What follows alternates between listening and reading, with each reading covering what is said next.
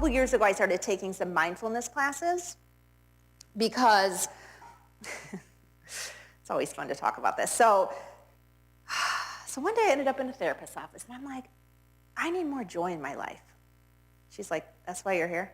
I'm like, this is serious. I'm like, I'm working all the time. I'm flying around. My kids are still young. I am killing myself. I have all these great things, but I have no joy, and I don't know how to get it back. She looked me straight in the face, and she says, you need to go to some mindfulness classes.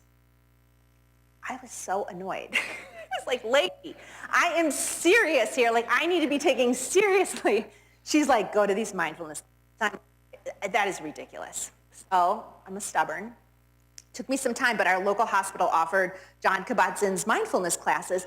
And in that, the first couple times I brought my notebook, I'm sitting there with all these people, and the instructor says to me, what's the notebook for?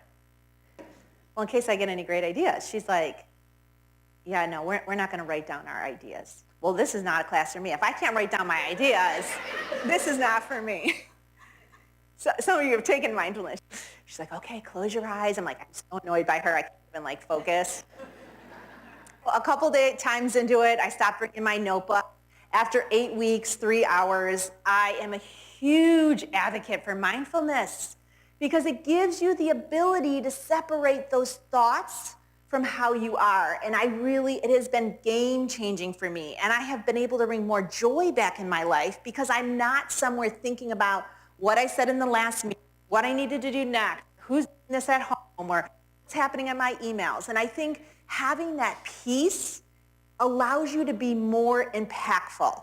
So if you've never tried it, if you want to go on YouTube and get some videos, I think it really is instrumental for women because this voice is nasty, and Sheryl Sandberg has it, and Meryl Streep, which was shocking to me. This is an old article, but it makes me feel better.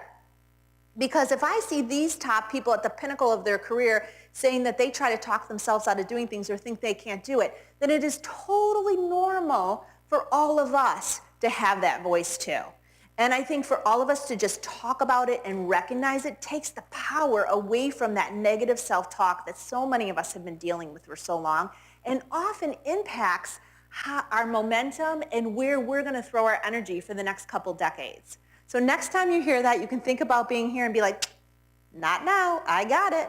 I got it. So thinking about that,